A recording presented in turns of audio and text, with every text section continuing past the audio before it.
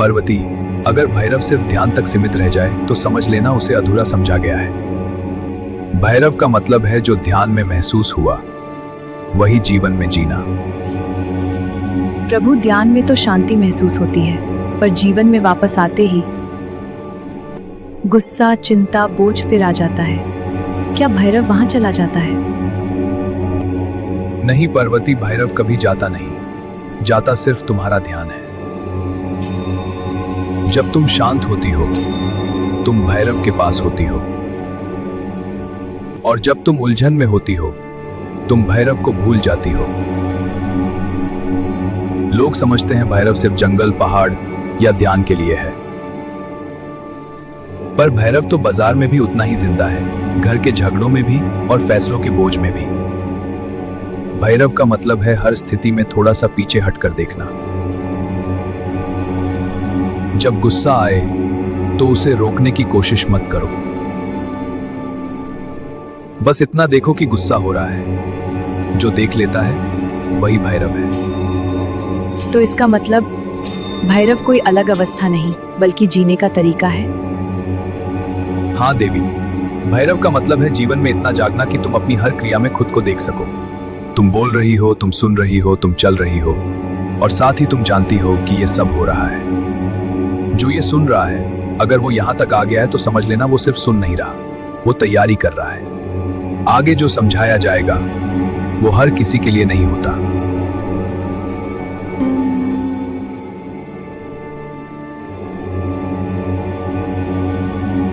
पार्वती, जब भैरव जीवन बन जाता है तब ध्यान अलग से करना नहीं पड़ता, पर सबसे कठिन काम तब शुरू होता है। पार्वती, जब तक भैरव ध्यान तक सीमित रहता है तब तक आदमी खुद को अलग मानकर चल लेता है।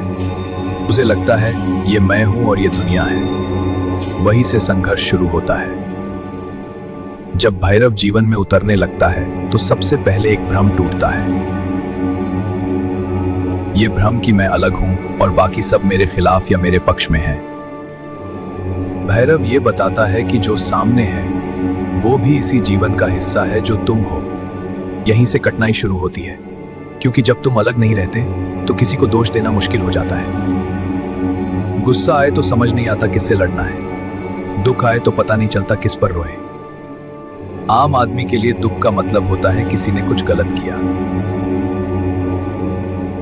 पर भैरव के लिए दुख भी जीवन का ही एक रंग है।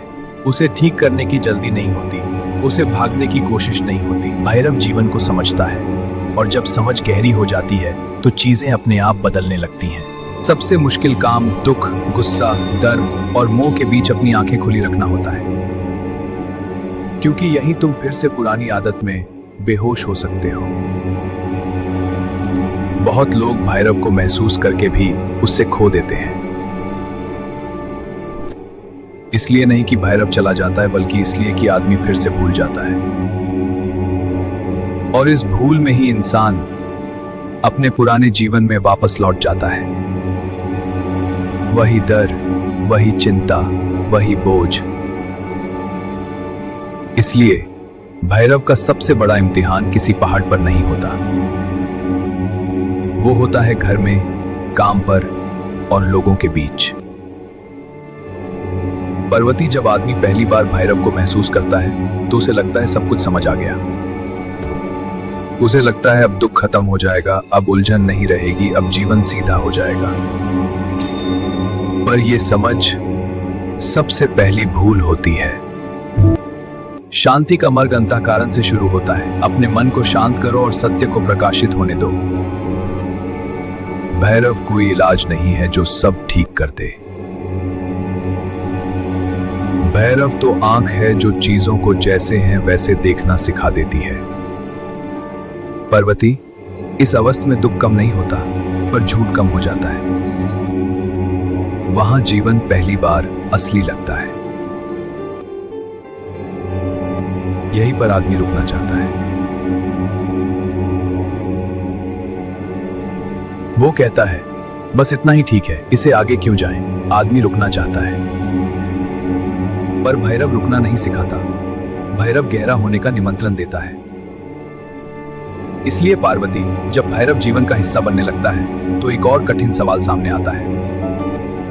क्या तुम इस सच के साथ जी सकती हो जो तुम देख रही हो? क्योंकि सच को देख लेना एक बात है और सच के साथ रोज जीना बिल्कुल दूसरी बात है। पार्वती, जब भैरव जीवन में आ जाता है तो सबसे बड़ा संघर्ष बाहर नहीं होता, वो होता है लोगों के बीच रहकर भी अपने साथ रह पाना। पर सबसे कठिन काम तब शुरू होता है जब तुम संसार में रहकर भी उसके नहीं होते। भैरव कोई शक्ति नहीं है जो तुम्हें मिल जाए, भैरव कोई अनुभव नहीं है जो तुम महसूस करो। जिस पल तुम कहते हो कुछ भी नहीं हुआ, उसी पल भैरव नजदीक होता है। और जब तुम उसे पकड़ने की कोशिश छोड़ देते हो, तब पहली बार तुम सच में जीना शुरू करते हो।